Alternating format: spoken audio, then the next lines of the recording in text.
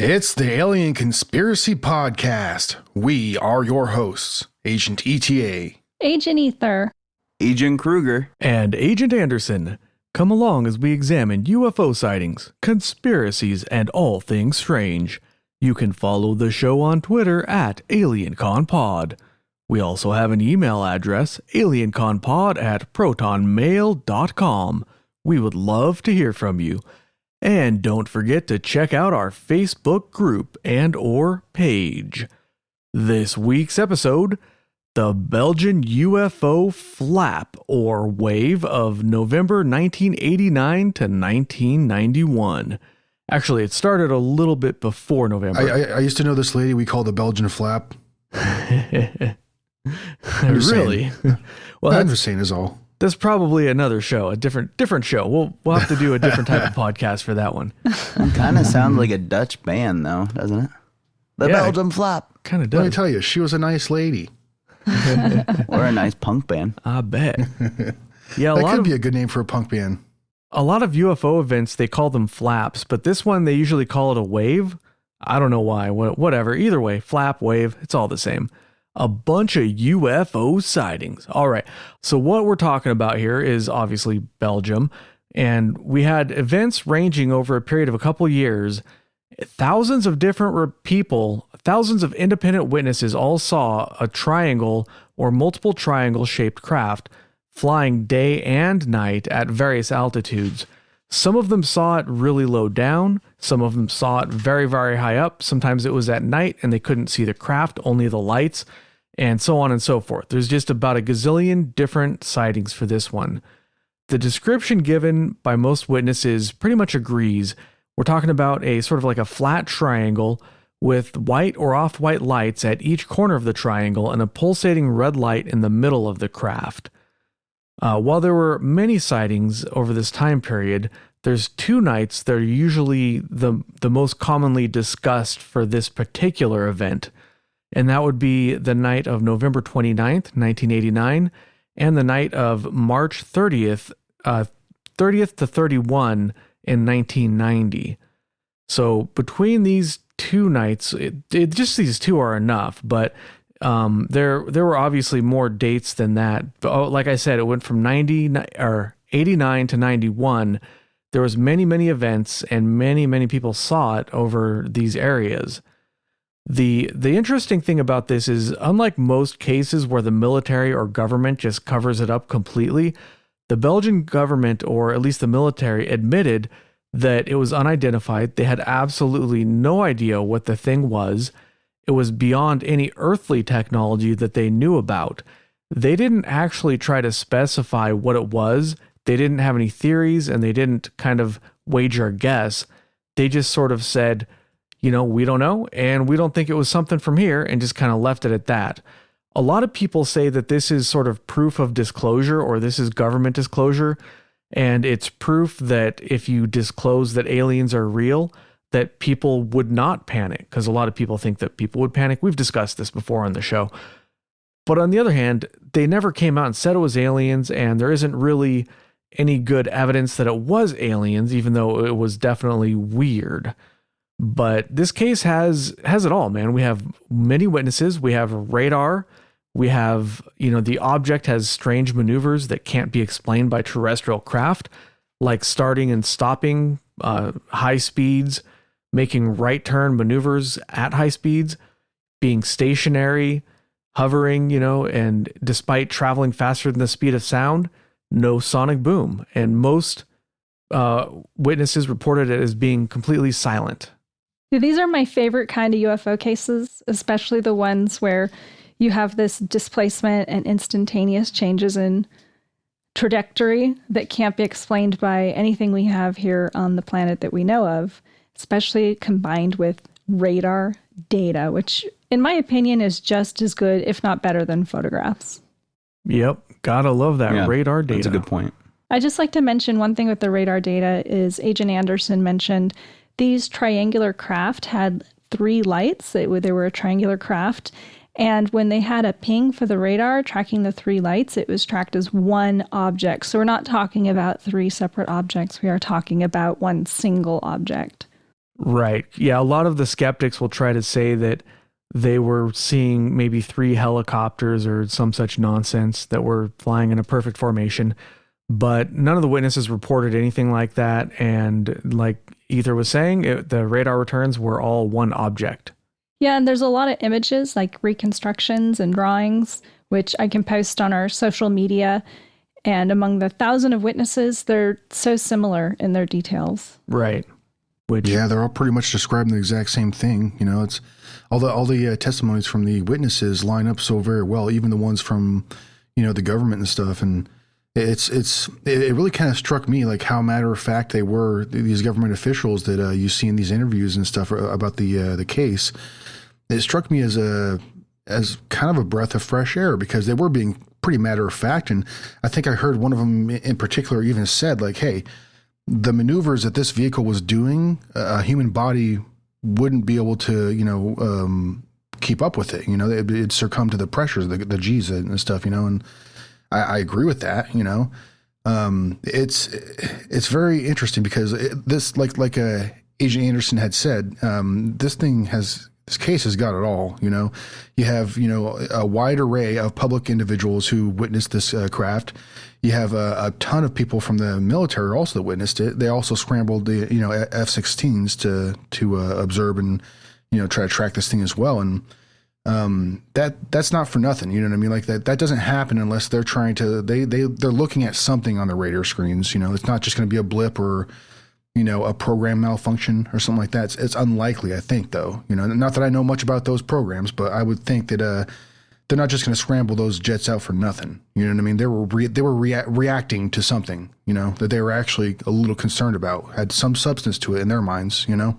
Yeah. Flying F-16s is very expensive. Even just taking off and landing them is going to be probably thousands of dollars in fuel. Yeah, and while Belgium isn't a poor it's not a poor country.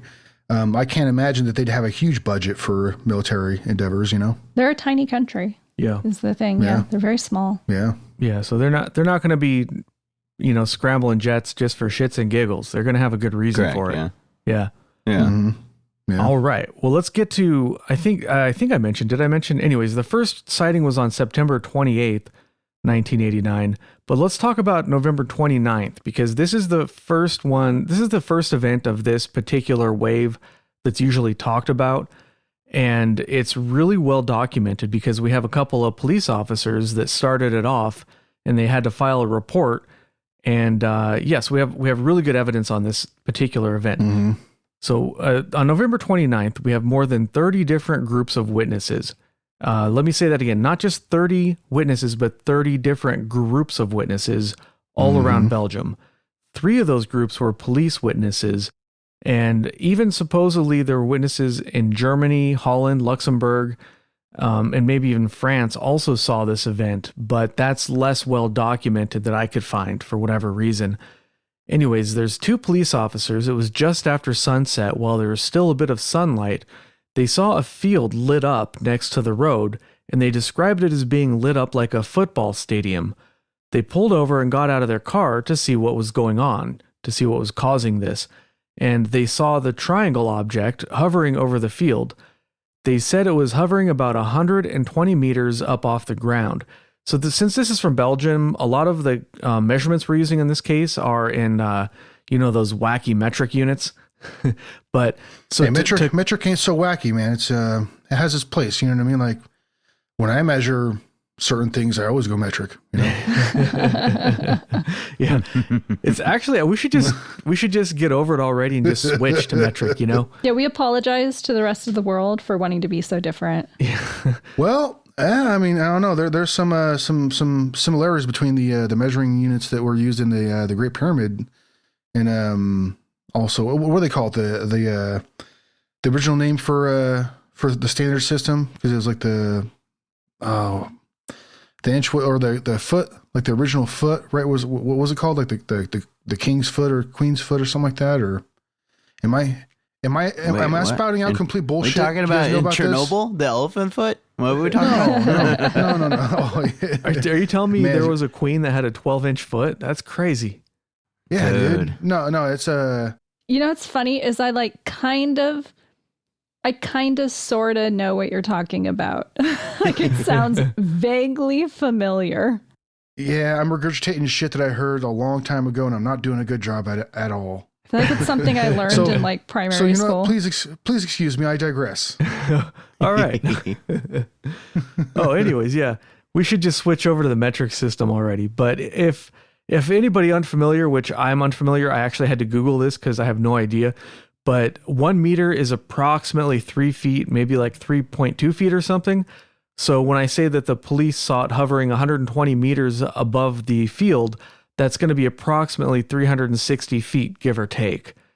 They said that the dimensions of the craft, they estimated at 30 meters on a side and about 2 meters high. So that would be about like 90 feet by 90 feet, and about maybe 10 feet tall, give or take.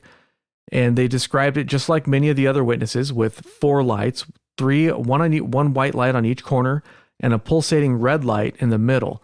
And they said that the central light that was pulsating flashed maybe twice a second or so. They also said it had conical beams shining down onto the field. They didn't hear any sound from the craft, which they found to be very surprising. They called in dispatch to report the object, and dispatch immediately made fun of them and asked them if it was Santa Claus. Santa Claus. But the joke's on dispatch because he would see it later on, but we'll get to that in a bit. Anyways, while they were watching it, it started moving off, parallel to the road. So they got back in their cars and started following it. They said it was very easy to follow because it was really bright. It was traveling very slowly, maybe 50 kilometers an hour, which would probably be something like 30 or 40 miles an hour. And if for something that's flying in the air, we don't really have anything that goes that slow besides like helicopters. A regular airplane, if it was flying that slow, would probably fall out of the air because they have to be going a certain speed to produce lift. Or a Harrier or something like that. And I'm sure that they have drones that have like similar capabilities too. But I mean, one thing in common that they all have is they're very loud. Right? Yes, they are so loud. Anything that can travel that slowly is really, really loud. And like a helicopter, if you're standing under a helicopter, you're going to know it because they push a lot of air. If, even if they're 300, 400 feet up off the ground, that's not that high for an airplane or a helicopter. Like, you're going to know it. You're going to hear it. They followed it for a while, and it stopped suddenly, and then it started going in the opposite direction. It started moving towards the town of Eupen, Eupen, I believe it's spelled, for anybody who wants to look this up. And it flew in that direction and started going over more populated areas. And a lot of witnesses saw it. Some people reported that it had sort of like a hum of an electrical motor. Most people said it was silent. It passed over the town, and then it stopped and hovered over a lake that was made by a dam, and it was sort of hovering over the dam and lake for about 45 minutes. And the police had followed it this whole time, and they were still observing it at this point. At this time, they were a little further away from it than they had been before, and they said that the 3 lights and the beams looked like they were just one beam from this distance. And then while it was hovering, they saw 2 laser-like beams come out of the craft and extend out from the craft and then go back into the craft. And they also said they saw an orb drop out of the craft, go down, and then come back up. And it struck the police officers. To them, it looked like the craft was measuring something. Probably taking 3D scanning images and whatnot. Ooh. Yeah. Oh, they're looking at these savages and their earthen dam, construction. I'm not sure what kind of a dam it was, but like they're maybe they're looking at them, but like, oh, look at what these fucks did. Hey, isn't that cute? hey, look, hey, Larry. Hey, look, they're learning. They're learning, Larry. Yeah. I told you they'd do it. Well, in a lot of the flight paths, actually, the witnesses described that, not just in this case, but in a lot of cases, the witnesses said they were either following the terrain, like a mountaintop or some sort of terrain, or they were following roads, almost like they were trying to map the whole damn country or something. It's really weird. But don't they? I mean, they could just send one of those Google cars, around They're or so whatever. nosy. What if that was their Google? Yeah. What if they were 3D mapping our entire Earth? So What if it people was could just look on their unmanned? phones. What if it's an unmanned mapping vehicle and they're wondering what all the fuss is about? That could be a possibility. It's a time traveling Google mapping triangle thing. Well, I actually have that kind of touches a little bit on like because there are some stories of alien crafts being observed and what they do, like for instance the Tic Tac videos that those Navy pilots caught, and supposedly that's a pretty common occurrence. Yeah, and it's getting more and more common too, it seems like. I mean, that Tic Tac shape, and we've touched base on it with other stories too and other episodes. So I've heard a couple different people talk about this theory and explain like, all right, so how is it that these vehicles are able to make such like precise movements in such a short space, go from dip in zero. Water, come out of water, Yeah. like how are nothing. all these extraordinary movements and stuff these crafts are doing? How are they able to do it? Well, I've heard a couple people. I think a drone would be a damn good idea. It's likely, it's more likely than what I'm about to say, but probably. But I've heard this theory a couple different times, and I think it has some wings. I think I at least find it very interesting. So, what if these beings, if they are beings, coming to visit us or observe us, what have you? What if they are on a higher level of existence, a higher dimension? You know what I mean? Like, so they're not like in the third dimension, maybe in their fourth or fifth or something like that. You know what I mean? So from us trying to look at them and observe them, maybe we can only see this little Tic Tac or this little object that's, breaking through and we can see it visually. We can catch it on radar, maybe because they want us to, maybe they're trying to like poke a little hole through, that time space continuum, whatever the hell it is, and show us, hey, look we're here. Look check this shit out. Look what we can do. Let's see all these cool freaking, maneuvers. Check this shit out, dude. Look at, I put lights on it too. Can you see it? I'm going to hover real fucking slow over a populated area. Can you see it?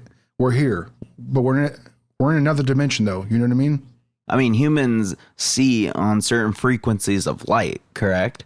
So why not show us a light that we can't process? What if there is something? The spectrum of like, what is it? The ultraviolet light spectrum or whatever? Is that what it's called? I believe so, yeah. Is that what it is? Asian ether? They're just like hearing sound. There's frequencies of sound above and below our range of hearing. Yeah. It's the same thing with light. There's I don't know the exact frequencies, but there's light that we can't see as well. Yeah. Yeah, if you go on Facebook, actually, one of our subscribers posted those exact frequencies for hearing and for sight. Oh, clutch. And there's like a little discussion about it. Hell yeah. From what I understand, the amount of the amount of light that we're able to see is only like a small like fraction of a percentage of the entire like spectrum of light that there is out there. Correct? Yes. Yeah, if you look at a graph of the electromagnetic spectrum, I should actually let our resident physicist talk about this. But yeah, man. If you look at a graph of all of it, like we can only see like 10% of it or something, or maybe even less. I don't know.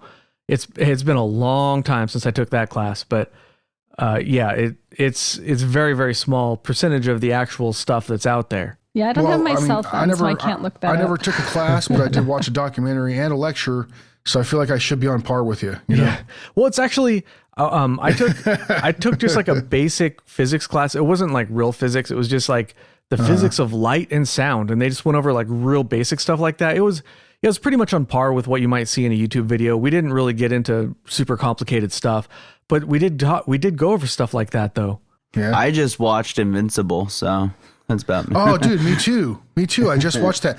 I one of my coworkers actually recommended it to me, and like, I didn't give it a chance really. I watched like half of the first episode, maybe not even that, and I was like, "What the hell is this shit, dude?" Like, oh no, it's at the end of that first episode that hook gets into you. I know it. I didn't get to any like the bloody stuff or like the it's there's a little bit of the whole wokeness going on in some situations there, but. That's what I was gonna touch base. That's what actually I'm willing to look past it because it actually is written well.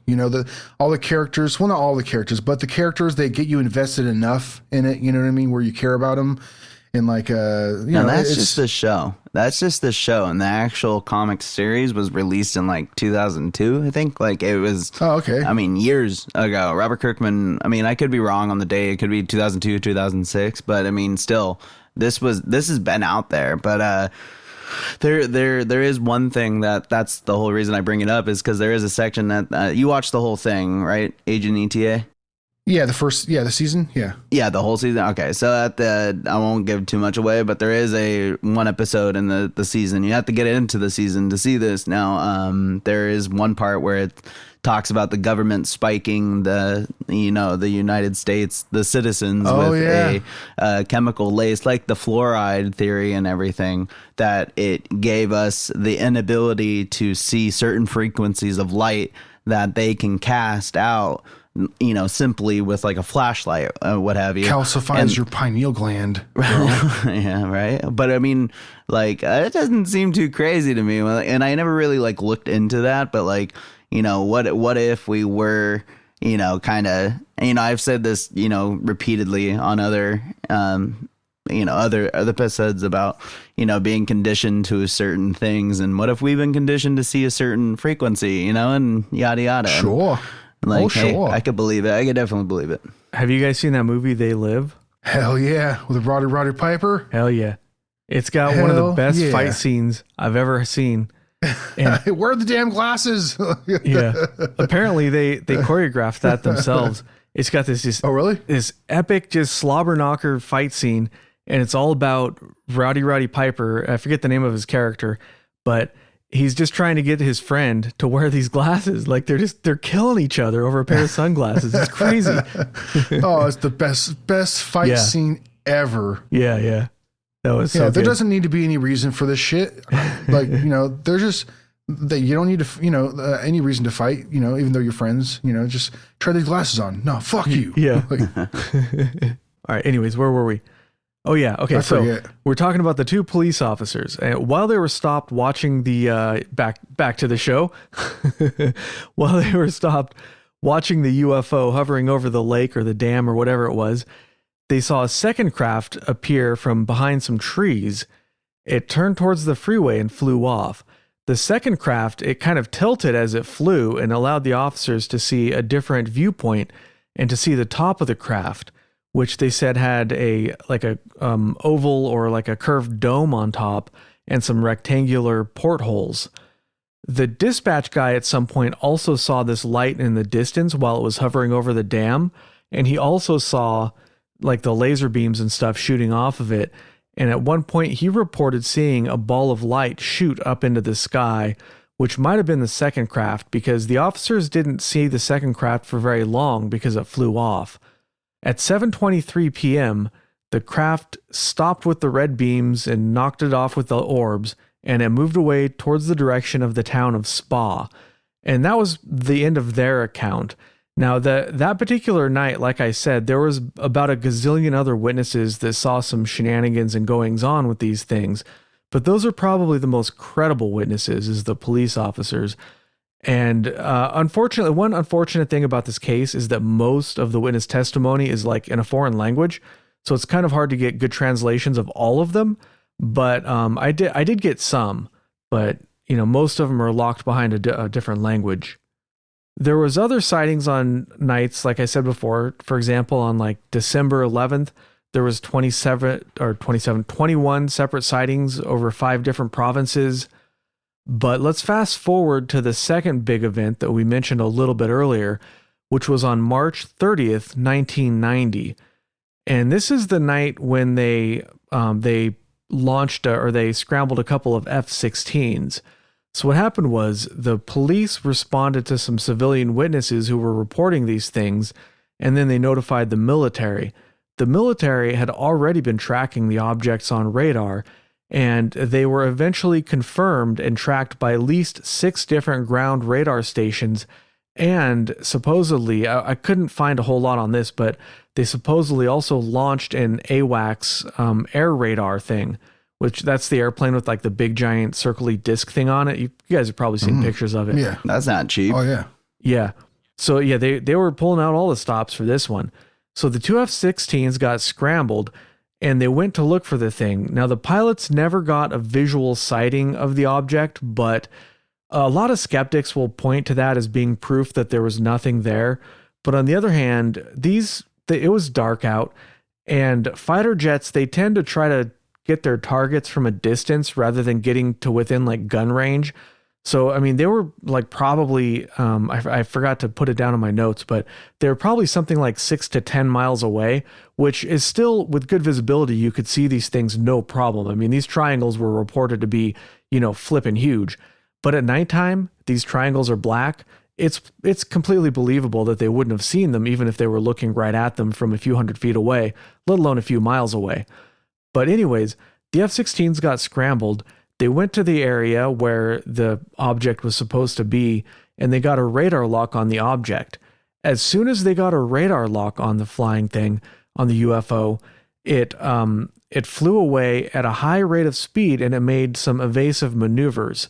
So it was going really slow. Like, I forget the exact number. I should have written that down. 150 knots. There you go, 150 knots, which is, that's like a Cessna flying slowly.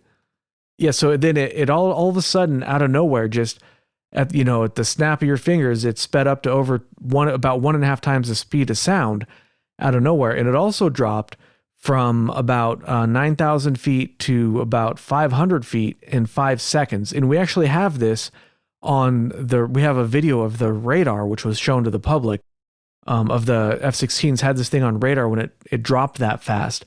I read that somebody calculated this would have caused about 46 G's worth of force, which would turn a human occupant into paste on the back of the thing. Fucking jelly. Yeah. That's crazy. That's a crazy amount of G's. Right. No peanut butter, all jelly. Yeah, exactly.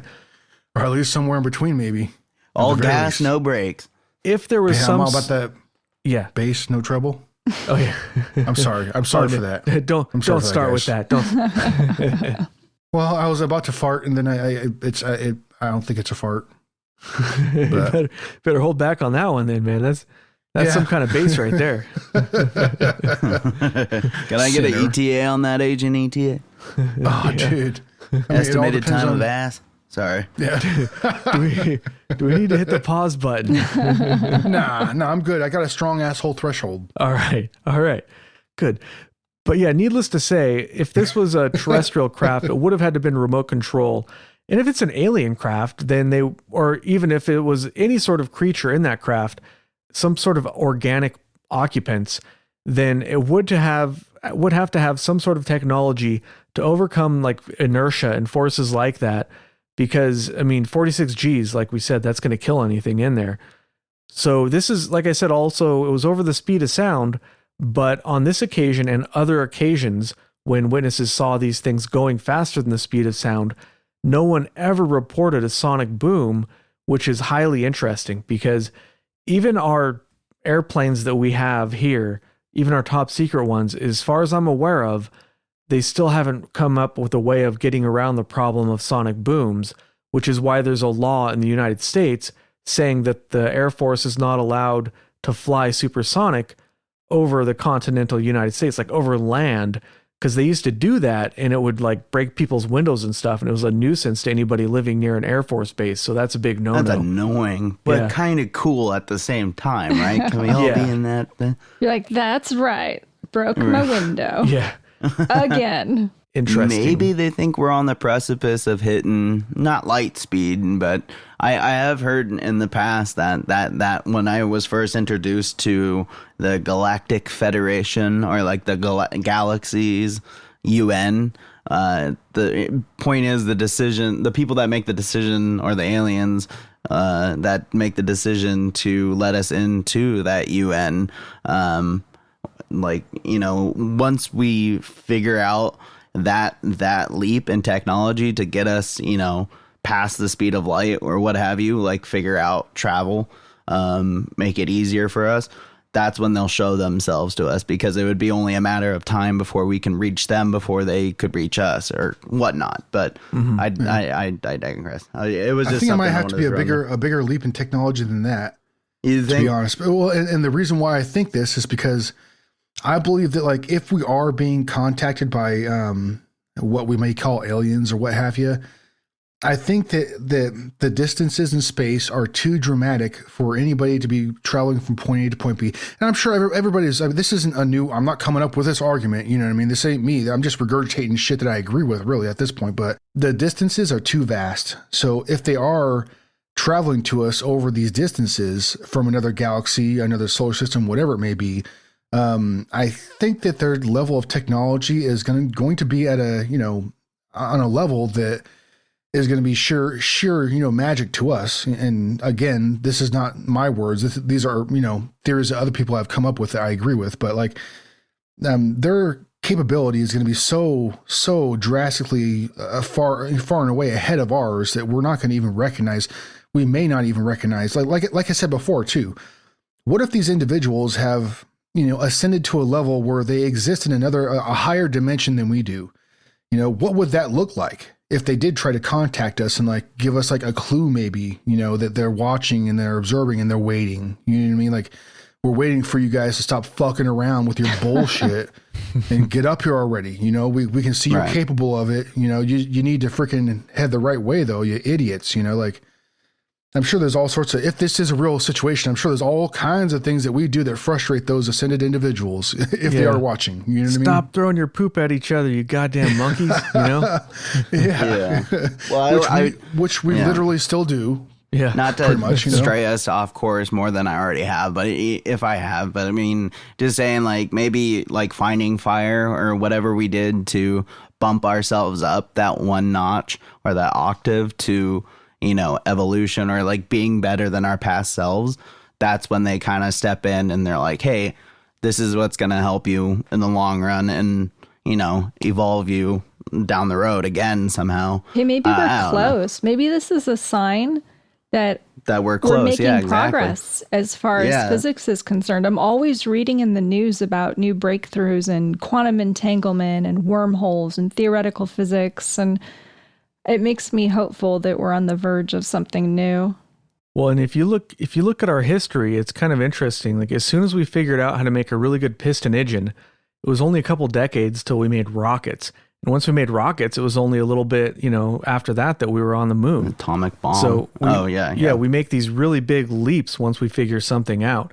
So it's possible. It's definitely possible that we're not that far away. We actually have ideas for how to get to the next nearest star, Proxima Centauri, which is, I think, I forget the exact number, something like 3 or 4 light years away. But they think they can make like little miniature spacecraft. Like nanobots. Yeah, like nano. Yeah, exactly. Put some miniature cameras on there and they could get it over there in a couple of decades, which it's a really long time. But considering getting over to the next star. That's still not that long. I mean, a couple of decades is still, it's still pretty amazing considering how very far, I mean, a couple light years, that's a huge area of space, I mean, I mean, I can't physically, like, not physically, but like, I can't mentally picture what that really means. You know what I mean? Like, it's almost so like, far. It's like, what do you use as reference? You know what I mean?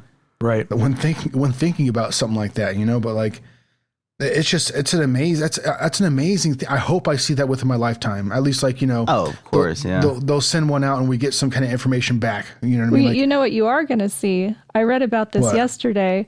Russia in 2030 wants to launch nuclear-powered rocket ships and use them to transfer like cargo from one space station or to the moon.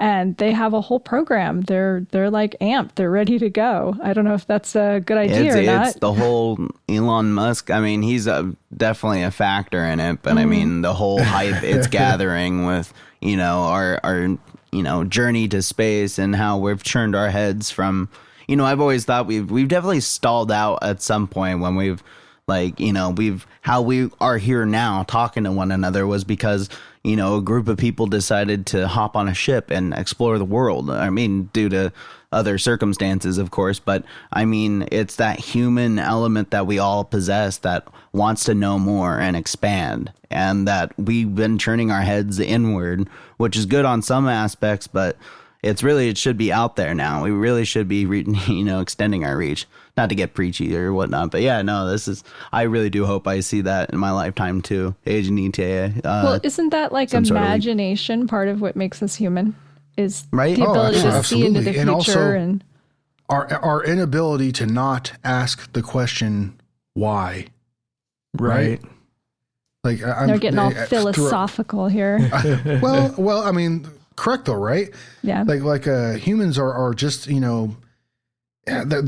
they're always asking why. I'm sure even when we were hunter gatherers, even when we were Neanderthals, however that played out, I'm sure that they're always asking why. And they always had a little bit of a self-awareness that other living beings didn't, you know what I mean? But I'm not saying that other living beings don't, but I'm just saying we have a level of question within our makeup, you know what I mean, that we just need to know. It's a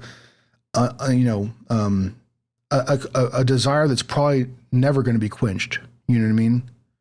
No matter how far we make it, we're never going to quench that thirst, for that type of knowledge, Well, but I think that's the reason why we've driven ourselves to such heights to begin with, If we ever find the edge of the universe, then we're going to explore what's outside of that, That's hey, what are you talking about? The edge of the planet, man, we're flat. That shit flat as fuck. What are you talking about, dog? That's true.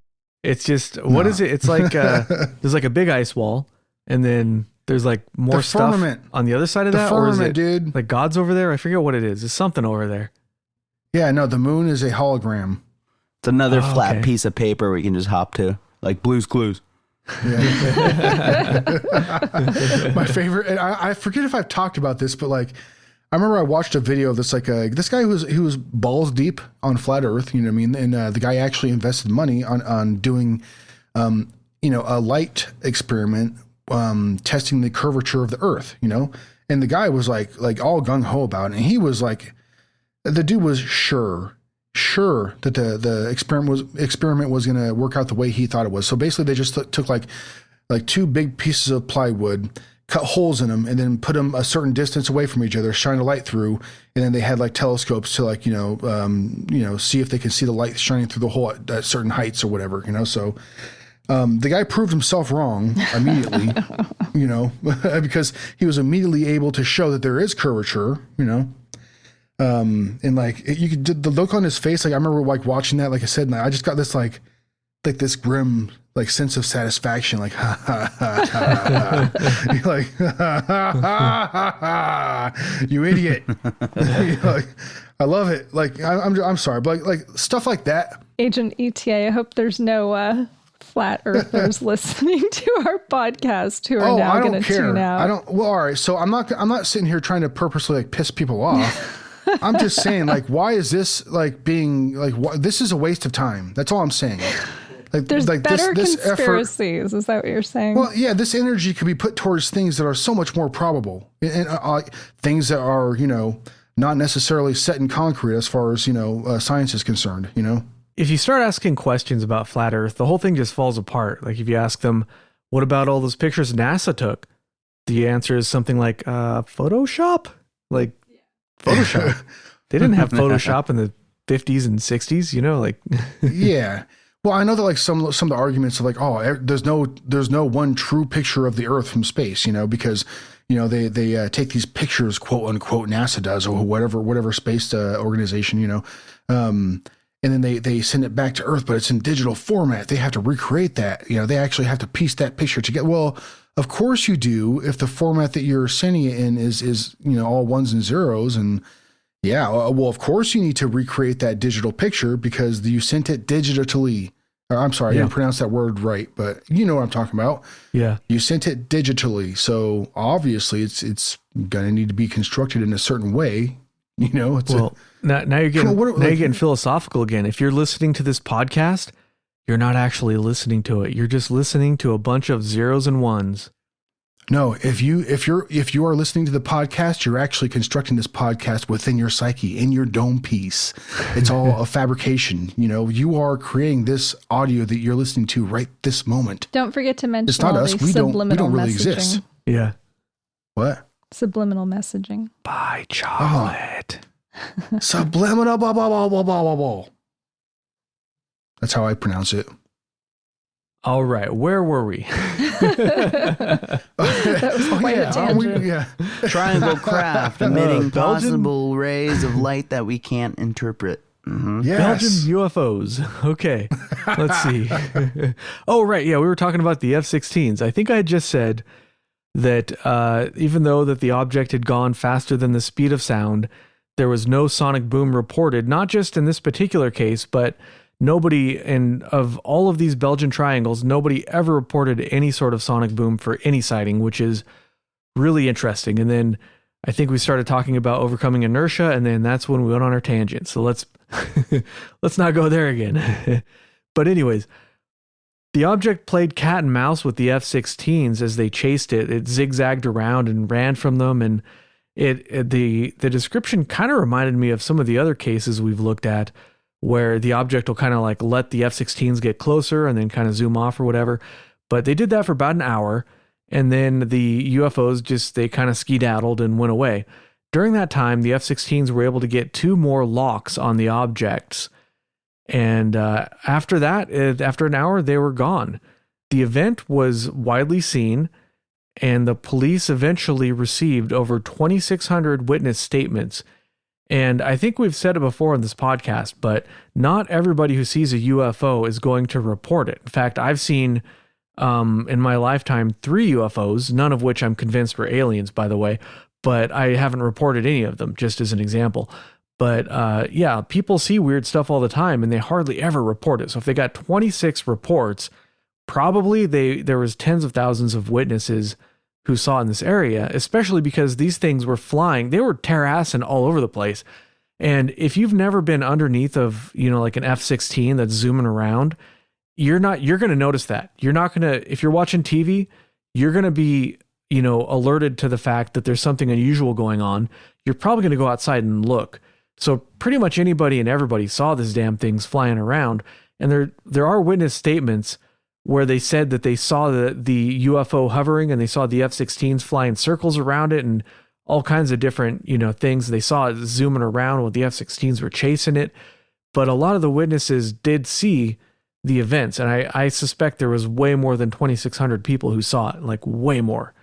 Those were the 2 main sightings on the 29th and March 30th. And the sightings continued all the way until about, I think, March 12th, 1991 was the final sighting, and then it just sort of stopped. But all in all, there were over 2,000 separate sightings between November 1989 and March 1991. And like I mentioned earlier, there were a lot of other countries had sightings as well, like Germany, France, Luxembourg, the Netherlands. Everybody in that area saw these things pretty much.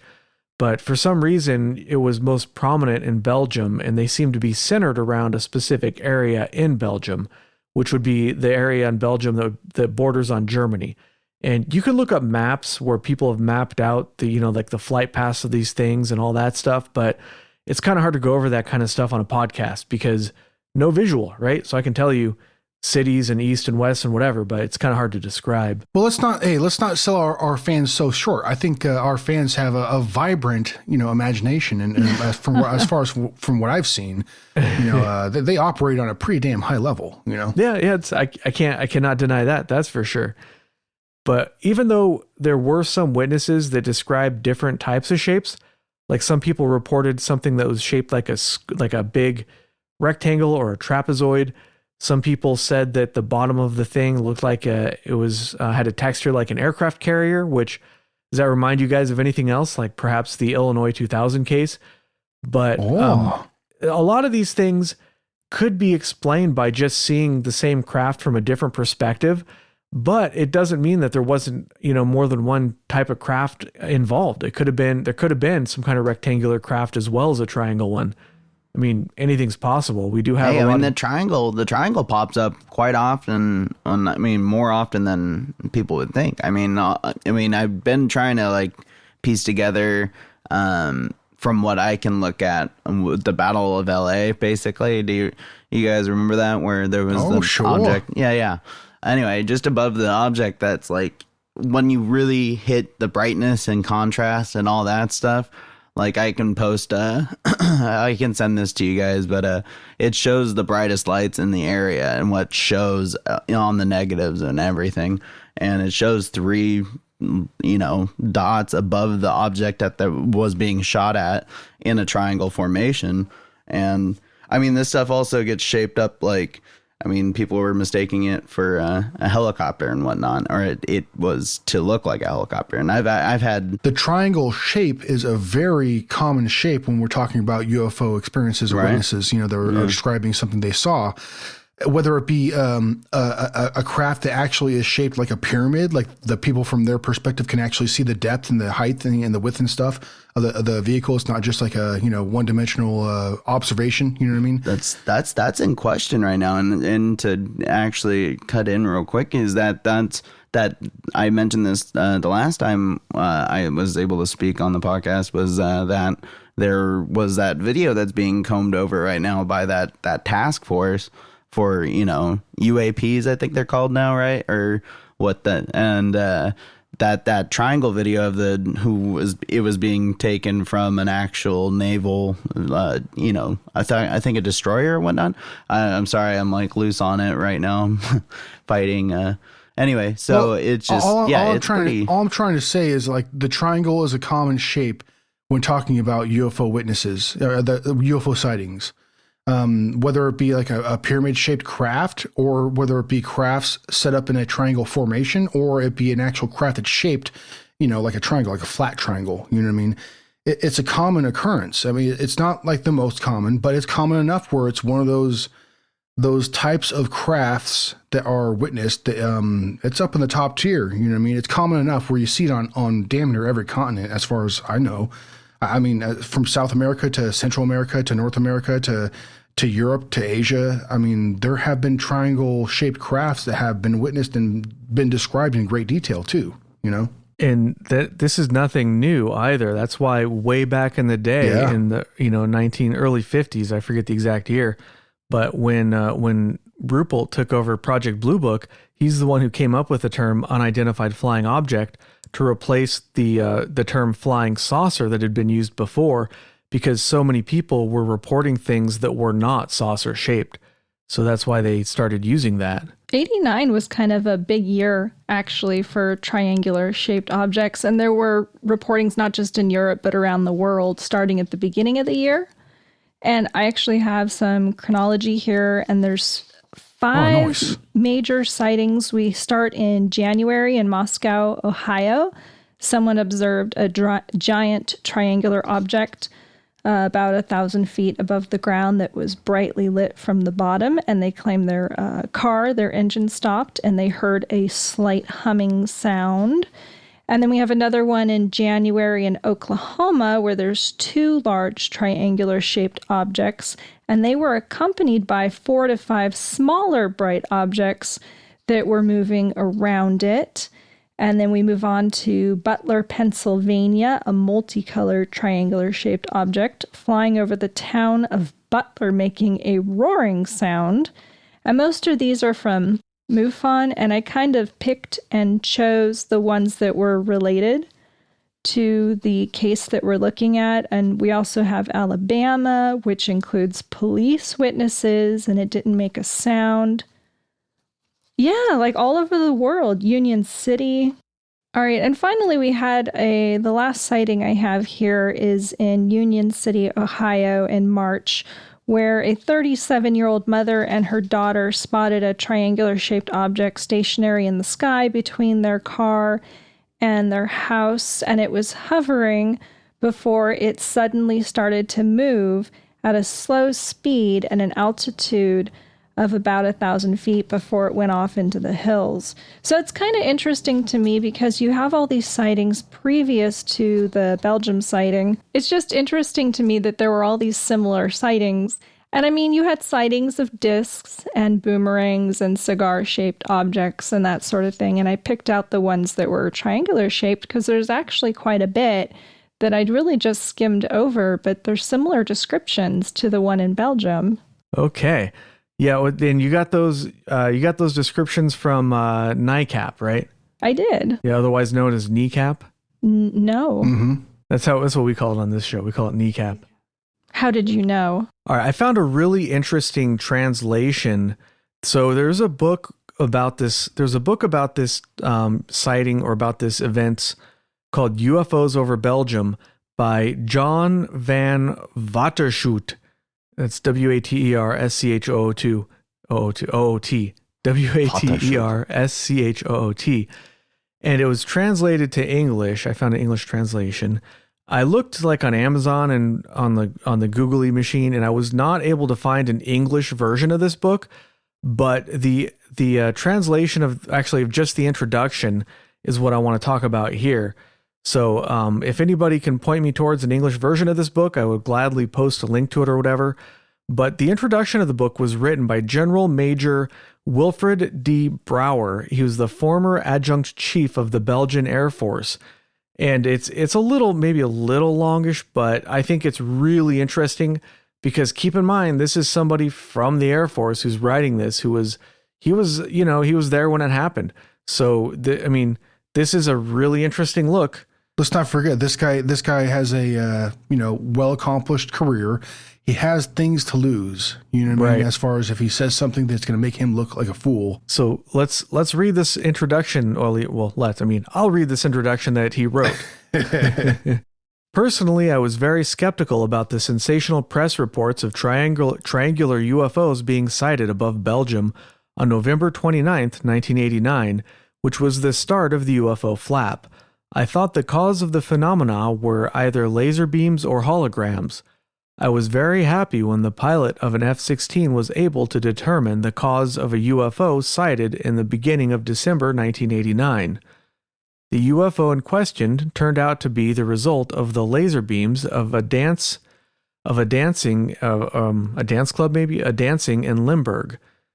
My satisfaction at being able to dismiss the subject didn't last long. When I was confronted with the various witnesses on a press conference by SOBEPs, SOBEPs, that's kind of like MUFON. MUFON, yeah. Yeah, and they worked with the military, and they did a lot of the investigation for this case was done by civilian investigators by SOBEPs. Which is pretty interesting. I don't think that would happen in most areas. No, I don't think so either. But so he says, I was confronted with the various witnesses on a press conference by SOBEPs on December 18th, 1989. Their descriptions made firewood of my hypothesis. Triangular-shaped craft, larger than a jumbo jet, that moved at speeds below 60 kilometers an hour, with a slight whirring sound and not the classic reaction motor noise, cannot be confused with laser projections or holograms. Then there were the 3 strong beams of light, strong enough to light a soccer field, and these 3 lights melted into one whenever one of those triangles would shoot off. Oh yeah, I don't think I read that description yet, but one of the police officers, by the way, when it shot off, usually when it shot off, they just reported it flying off, but a couple times the witnesses would say that the lights would kind of meld into one light as the craft left. It sort of like dissolved into a one beam of light and just sort of shot off. It's kind of weird. I'm not sure exactly. Dude, beam me up, Scotty. Yeah, it was weird description. But anyways, the witness accounts were coherent and convincing. The witnesses themselves were credible, even if their stories seemed like something out of science fiction.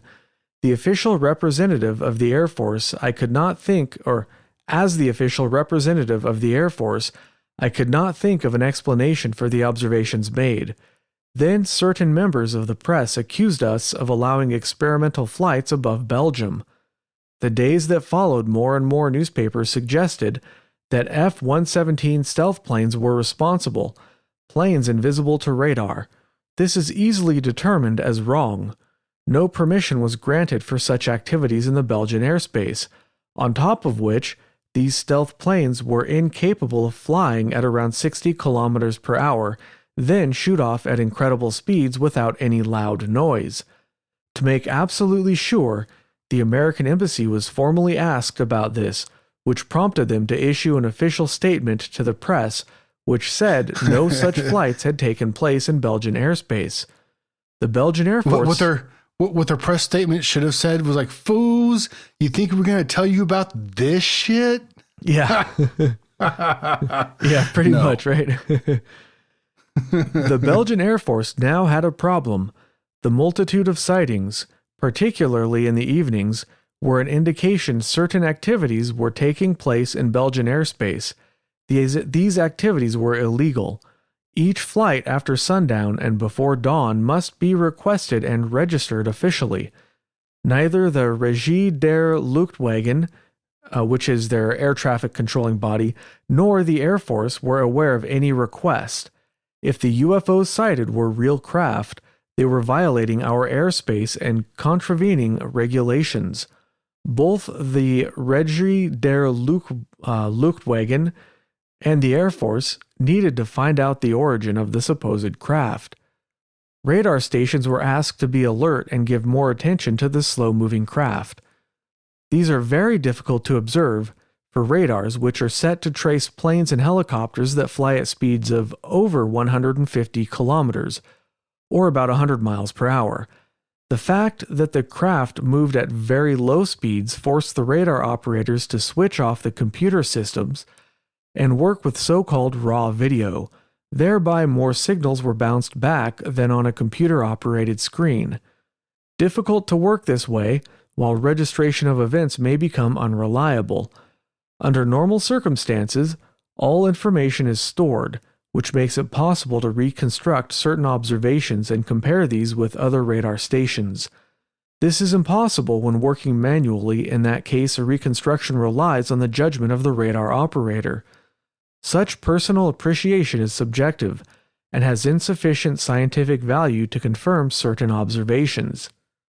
The F-16s of the Bevekom airfield, which must be able to lift off within 5 minutes at any time when required, were on permanent standby to be able to go and check out suspect air activities.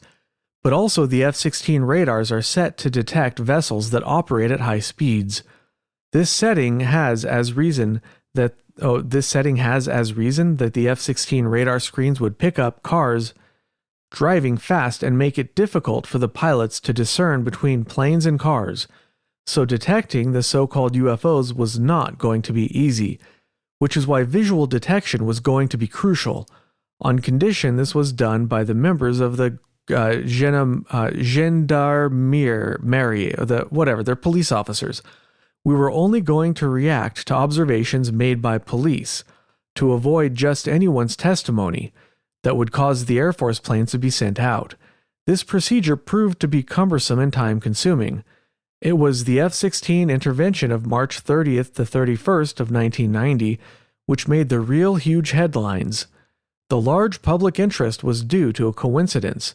The analysis of the video takes of the F-16 was not finished when an article appeared in a French magazine that ridiculed the Belgian UFO flap once again, a UFO flap which, according to this magazine, was just a cause of F-16 test or F-117 test exercises.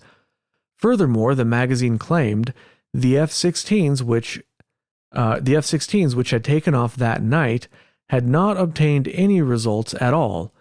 I then agreed to an interview with a French weekly magazine's journalist who was accompanied by the director of the French National UFO Research Center. I allowed the latter to take a few photos of the registered F-16 radar locks on a supposed craft that, according to the available data, moved at speeds which were clearly beyond the scope of any known airplane. I showed him this to prove the Air Force fighters had not returned without results and that, if indeed real vessels were in the skies, they were certainly not F-117s. I added quite clearly that an analysis of the video takes still had to be completed, and that it could not at that point be ruled out that electromagnetic interferences were at the base of the radar registrations. The article that was written as a result of this interview had the effect of a bomb. It was pure sensationalism, and the hypothesis that the registrations could have been caused by interference wasn't even mentioned. Since after this publication the Belgian media pressed for answers, the Air Force felt it was necessary to give a press conference where the same photos were shown and give the same explanations as I had already given the French weekly magazine. The press conference had a snowball effect which resulted in endless phone calls to my staff from morning to night. A week later, the Ministry of Defense decided not to give out any more information in order for me to be able to return to my regular schedule. The Belgian UFO flap has been a unique experience. A large amount of observations were sensational and have not yet been explained. The press reacted in different ways. The French-speaking press was open on the subject. The Flemish press feared ridicule and remained tongue-in-cheek. Such a fear was not present amongst Air Force authorities. The Air Force has a duty to observe and keep safe the Belgian airspace, and together with the Regier der Luchtwagen, or the aircraft controlling body, basically air traffic control, it has to check on activities in Belgian airspace. The countless UFO observations were taken seriously. The UFO issue is a very emotional subject which is treated differently by everyone. The reaction goes from indifference to rejection to disbelief, and to the intense conviction that UFOs are from extraterrestrial origin. The fear of being ridiculed is real, and is inspired by the fact that many find it difficult to accept we are visited on a regular basis by extraterrestrial craft, be it manned or unmanned. Because a lot of people are interested, a lot of authors write books merely for money.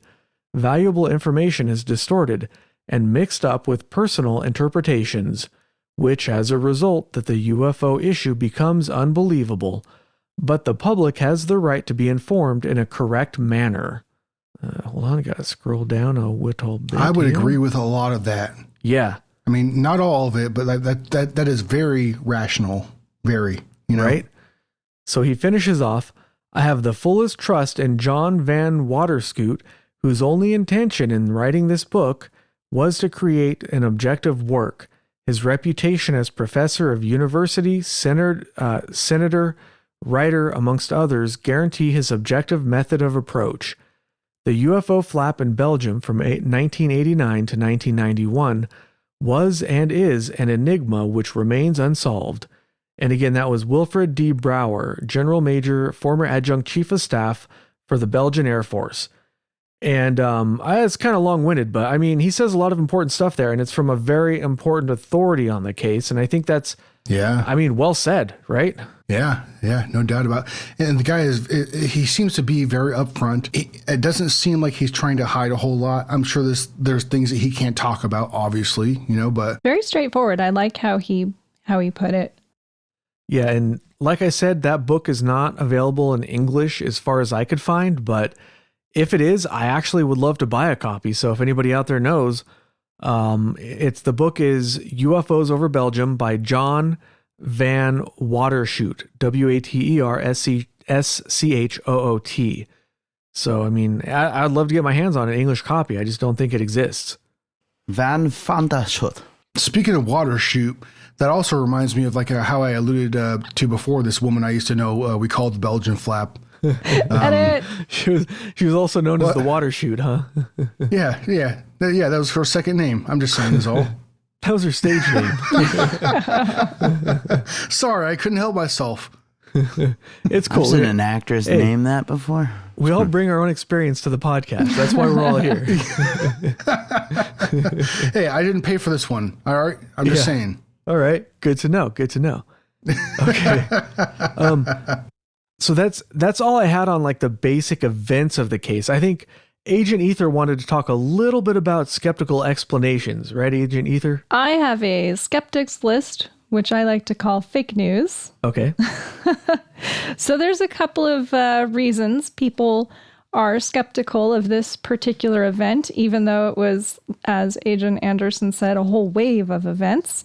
And unfortunately, one of those reasons is a fake photograph. It was considered the prime mode of evidence for this case. It's the Petite Reine or Reine picture. And some years later, the forger admitted to making a model out of styrofoam and adding lights.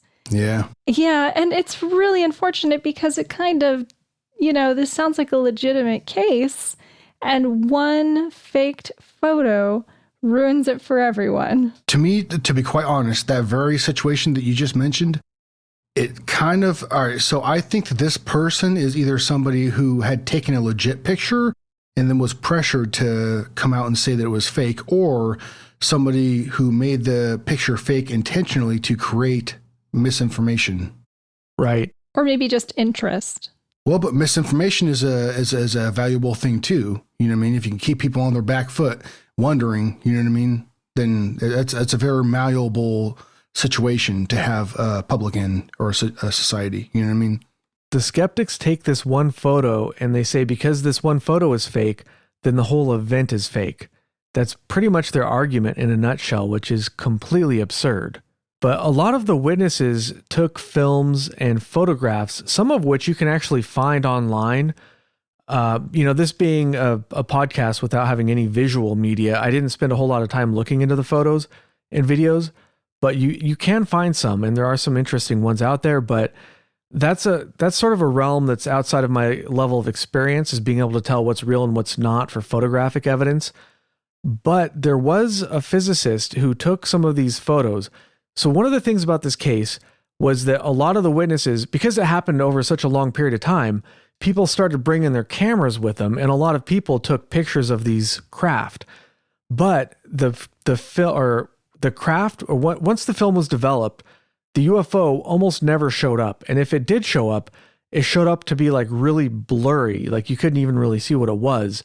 And looking at the photos, this one dude figured out that this might be caused by like infrared light. So he took some pictures under normal conditions, but put some infrared light on the objects, and he created an effect similar to what these witnesses had photographed of the UFO. The idea being that some sort of intense infrared light source was basically messing with the photographic evidence that people were collecting. Other ideas are that maybe some sort of intense magnetic field was messing up with the film. And keep in mind, this is back in this day, this was all analog. There was no digital photography that the average person had back then. So everybody, you get your roll of film, you got to take it down to the back in a flash or whatever to have it developed, and get your roll of film back and your paper film. Like, we didn't have cell phones or anything back then. The photographic evidence in general, I think, is it's interesting to look into, but it's not necessarily something that's going to make or break the case. And we're also lucky that we have any. Right, yeah. Well, again, because there's the radar evidence. For me, it's better than photos. Better than photos. Yes, better than photos. And radar, like we were talking about earlier, radar uses part of the electromagnetic spectrum that we can't see with our eyes. So you're still collecting that data. You're just collecting it with an instrument that operates differently than stuff we can see, basically. Yeah. That's a very good way to put it. Yeah. It's a picture. It really is just like taking a picture of it, Number 2 on the skeptics list is Agent Anderson mentioned that the witnesses were in fact interviewed by ufologists from, what was it, SOBEPS? SOBAP? SEPPOP? So SOBEPS. That SOBEPS. Inherently is bias because it was done by ufologists. So they're going to have their own internal bias that they're bringing to these interviews, maybe encouraging witnesses, that sort of thing. What do you guys think about that? I think that's definitely possible. It is a private entity that we're talking about. SOBEPS. Do you guys know what that acronym stands for, by the way? I read it, but I don't remember. It's soda pop. Something in Belgian. It's long. Yeah, I agree. Yeah, I looked at the whole name, like it's spelled out, and I was like, oh, I don't think I could pronounce the majority of this. Yeah, like it probably. So I'm just not gonna. Have you ever seen the Muppets? It probably sounds like the chef from the Muppets. Rude. Well, yeah, something like it, maybe. I don't know. That's hilarious, though. But yeah, I could definitely understand that, like, from a truly like straight down the middle, perspective, could they be biased? Yeah, of course they could be. Yeah, I mean that they are very interested in UFOs, and it's a privately funded organization that is doing investigations and stuff on that very thing. That's the only thing that they do. So Is it possible? Yeah, absolutely, it's possible. How much can you possibly lead your witness? Like, you're leading a witness to say, okay, so you saw a big giant 300-foot on each side triangle object hovering over this field for half an hour. I mean, are you going to really get somebody to admit to that if they didn't really see it? I guess, maybe. But are you going to get thousands of people to admit to that? Credible witnesses?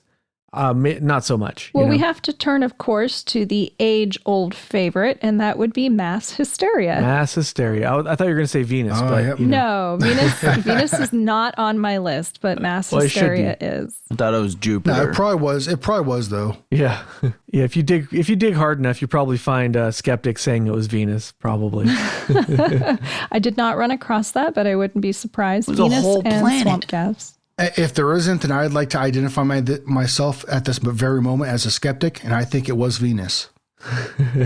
Why not? Yeah, why not? Well, I think it was Uranus, you Agent ETA. Sorry, I had to throw that in there. Yeah, it probably was. Sometimes, Swamp gas? dude, the mud butt. Yeah. So by mass hysteria, the explanation I read was that the initial sighting caused a lot of press reports and newspaper reports and whatever. So people saw this on the news, and then they thought to themselves, well, some of the news reports asked people to call in or to report their sightings if they had seen anything, because, if it had been seen hovering over a city, probably there were an awful lot of people who did not report their sightings. So they asked people to call in and report it, right? So the idea, this is the version of mass hysteria that I read. So the skeptics say that people saw that, and then they remembered seeing, like, I don't know, a twinkling star or a helicopter, and then they sort of retconned that in their mind, and they thought to themselves, that helicopter, that was actually a big giant triangle hovering over my house. And then they called in and reported that. I mean, that is just, to me, it seems pretty absurd. The idea of mass hysteria, you could have multiple witnesses who didn't corroborate beforehand reporting the exact same thing. I mean, that's why when I talk about cases, probably the number one most important thing is multiple independent witnesses, because it doesn't, like, mass hysteria, it's not possible, when you have those people. But what did you have? Especially from very different perspectives, right, so yeah. Those people are under very different influences, Yeah. whatever they may be doing, whether it be driving on a freeway, a road, whether they be hanging out in their backyard or their front porch, those are very different states of mind. All those different things. So if somebody is going to report the very same thing from very different states of mind, then I think it's a pretty damn credible event. Yeah. So did you have any other explanations for us? I have two more possible explanations. What do you guys think? Reuters wrote that it was a Russian satellite breaking up. For 2 years? Over a We heard that one period of already time. in Kecksburg, I think right? they specifically meant the March event where they scrambled the jet fighters, and that would explain why they got a lock and then it broke up and then they got a different lock. Allegedly. Well, the locks, I heard that locks that they were getting, and I thought that this was a release from, their government themselves, that was, the locks that they were getting were on themselves. Like they were locking on other F-16s. No, that was actually a skeptical analysis that somebody did. It was an armchair analysis. It was not somebody who was from, I think it was like a physicist or something, but it was one of these university types that probably wasn't all that familiar with like radar and how it works and stuff. But the military, I was fooled. Yeah. The military said it was unexplained. The military did not say that. The military, as far as I was able to find, confirmed that they did get 3 different locks on the objects with their F-16s, and they had many corroborating radar hits from ground radar sources as well. Dude, the misinformation, dude. Yeah, it's misinformation. It totally is. And they, like, for example, if you look on Wikipedia, it's almost always UFO stuff on Wikipedia is written by the skeptics. And they promote the skeptical explanations as if it's fact, but often I didn't see this on Wikipedia, but yeah, I could definitely imagine it would be on there. Yeah, often they're cherry picking just the data they want, and this person is not a military person. Just imagine like the people who run the radar in the military, whether it's on the ground or in an F-16. these people know intimately what their radar is. Do you think for a second that an F-16 pilot is going to know whether or not he's got a lock on his wingman? He's going to know. They're not. Yeah. How often do they shoot each other out of the sky? But if I'm not mistaken, it's basically like a video game, though. It's like it tells you right away if that's a friendly, like on your HUD. Like we've gone to the technology now where you can ping out the bad guys and like tell everybody else, like, all right, this guy up ahead, this is an unidentified target, and you can actually soft lock on them. It's pretty crazy what our HUD systems can do now. I find it completely ridiculous that two F-16s wear terrassen all over Belgium chasing each other rather than some object, It's just completely implausible to me. So that explanation is just, I never even really considered it on the show just because it's so damn silly. Maybe both those pilots, like all four of them, because it was a group of two in each plane, from what I understand. Maybe like, the night before, or like, 2 nights before, who knows how hard they hit it. You know what I mean? Like, they're in a bar competing for, prowess and stuff, and hitting on women and drinking shots, right? Mm-hmm. You know what I mean? Like maybe, they were compromised. You know what I mean? We caught them with their pants down. That's one theory. I don't know, but you never know, right? I don't know. I'm not them. It's more plausible than helicopters or mass hysteria. Oh, wait, was that your next one? We already did mass hysteria. Oh, and helicopters. Yeah. Of course, that's on the list, Okay. which you mentioned earlier. Even when you have those, those stealth helicopters that you've heard about, you know what I mean? That have like the rotor wash is like way quieter than a regular helicopter. Oh, what they used in the Bin Laden raid type deal? Yeah, exactly. But they're still very observable. If you're on the ground, like if you're right there, like I don't know, like somewhere within like 100 feet or so, at the very least, like you're gonna notice that craft. Like it's not gonna be it's gonna be pretty obvious. I would think. I am seeing a lot of coincidences in a lot of like the eyewitness. Not eyewitness reports per se, because the one that I am about to bring up is through an old friend of mine that I've known since elementary, and he has been convinced time after time that he has seen objects above his house that have been in the shape of a helicopter. And that I've seen the video that he's shown me on his phone back in the day. Can I ask you one thing? Does he partake in methamphetamines? No, he does not, unfortunately.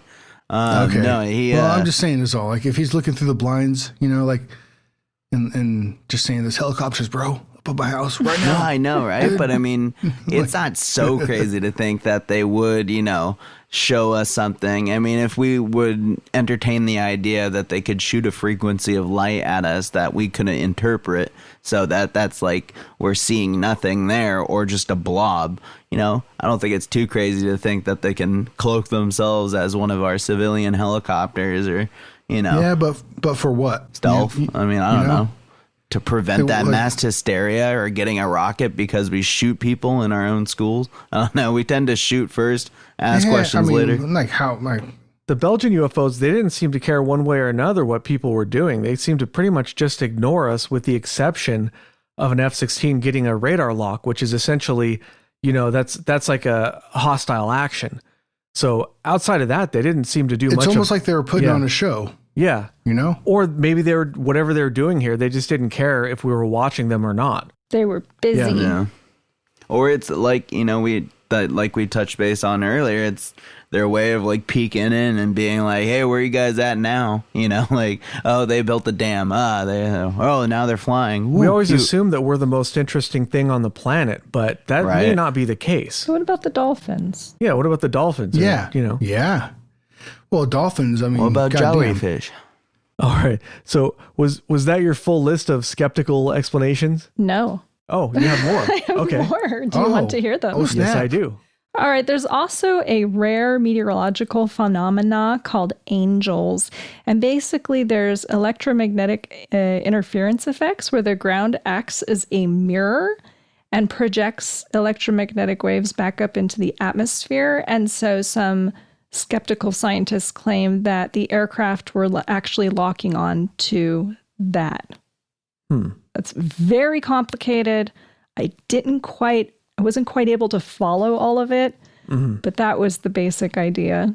I mean, I suppose anything's possible, but like I said earlier, we're talking about F-16 pilots, even in Belgium, they don't let just anybody go up in those planes. You're talking about like the best of the best of the best, like some Men in Black type candidates, So it's just, these people, they know what their radars look like. They know how to filter that stuff out, and they know the difference between a fake return and a real one. So I suppose it's possible, but I find that hard to believe, to be honest. I also found it hard to believe. Yeah. And then finally, we did mention that perhaps it was some experimental aircraft, maybe American testing. So we had a couple different kinds of airplanes that I looked at that could be possible candidates. And I didn't know these planes existed even conceptually. And so I was kind of blown away when I was reading the descriptions of them. We had, of course, the F-117, but we also had a stealth bomber that was allegedly never made, the A-12, called the Avenger. And there was also the TR-3B, the Black Mantra, but that was supposed to be a concept plane. But they had a similar description when I was reading about them, the triangular shape, the light pattern, that sort of thing, that it made me think, well... The Delta Wing? Yeah, the Delta Wing. I remember, I'm not sure where the stage in the project it's been in, because it's been a couple of years since I've looked into it, but Project Aurora was supposed to be like the high altitude plane that, it just floats above our atmosphere in our stratosphere or whatnot, and it hauls, like no other. You can be from California or LA to New York in like a matter of minutes, like 5 minutes, I guess. It's just crazy. Yeah. That's the one that supposedly had a 3-stage engine, right? Like it'd take off with like a jet engine, and then it would have like part of it would be a rocket, and then once it got to a high enough speed, it would have like a ramjet or something. I don't know, something like that. I believe something like that, but the shape of the plane was similar. The nose was similar to like a F-22 Raptor. I believe that's what I'm gonna have to look that up. Anyway, so it's like the nose of that, and then in the back it kind of like cones out into like an arrow, and it's pretty badass. I'll look it up actually. Yeah. The one thing I think that's one of the more plausible explanations is actually some sort of experimental craft, but the problem with that explanation is that it doesn't seem to make sense that the United States would be testing it over Belgium. Like, why? Like, it doesn't make any damn sense. Russia they wouldn't be testing it over. If it's secret, you wouldn't be testing it over, right? No, yeah, over populated areas where people are going to see it. It's just completely nonsensical. And even beyond that, it doesn't make sense that these things moved in ways that are beyond our ability to do. Right? We still don't have, to my knowledge, we have no way of moving. We don't have anything that can overcome inertia, that can go from 0 to 1.5 times the speed of sound in the blink of an eye. We just don't have that kind of technology. And I would be very, very, very surprised if we had it in 1989, let alone right now. So it's a possibility, but it's just hard for me to believe that was some sort of top secret aircraft. What's interesting to see as of late, where I'm pretty sure it's just people trying to rationalize a lot of things, or it's what the military keeps kind of preaching, or not preaching, but getting at, is that, China has technologies that, we don't even, like possess, or that like the pill-shaped objects that our pilots have been seeing, or some sort of top secret drone like project that China's had underway for years, and we're just catching wind of it now, and they're kind of rubbing it in our faces, or the enemies of our state basically, or just trying to ridicule us and show us that we're outdated. And I don't believe that. I mean, I definitely don't believe that, but it's just, I don't like the majority. I'm not the majority. You know what I mean? So if everybody just starts wrapping their head around like, oh yeah, it's enemies, and we start bulking up our defenses for something like that, like, I don't know where I'm going with it, but it's crazy. I don't think our drones can do what they have done, like what we've caught and recorded so far. I mean, dipping in and out of oceans like it's nothing. I mean, with rough seas, like actual chop, and it's just like butter. That would scare me more than anything, more than real aliens, is that we are so behind in our war tech that like we're now seeing the change of like the churning of a page where we're the dominant ones and now it's somebody else and we just didn't buy it. I think it's more likely that the stuff that we're seeing is our own tech being advertised, basically. You know what I mean? Right. It's either ours, China's, maybe Russia's. I don't know. There's maybe only a couple other nations in the country, in the world that may be able to be that on that level of sophistication. Yeah, I mean that's entirely possible. With this case, we just don't know. We can only speculate. That's all we have, really. Yeah. We have a whole bunch of opinions and a whole lot of speculation, and not a whole lot of actual proof as to what these things actually were. But yeah, so I think that's pretty much all that I had. You guys have anything else for the Belgian UFOs? No, I don't. Not at the moment. Belgian chocolate is delicious. I actually, I grew up in Germany, so I've been to Belgium. Oh, did you have a quote you were going to read, Agent Ether? No, you basically covered everything in the quote, so it would be redundant at this point. Was it the same guy? Yeah. Oh, okay. Whoops. Stealing my thunder. Sorry. I didn't know you had the same one. Okay. Well, I guess that about wraps it up for this week's episode. Thanks for listening. You can follow the show on Twitter at AlienConPod. We also have an email address, alienconpod@protonmail.com. We would love to hear from you. And don't forget to check out our Facebook group, AlienConPod. And if you enjoy the show, you can really help us out by leaving a good review wherever you listen to podcasts and suggesting the show to your friends.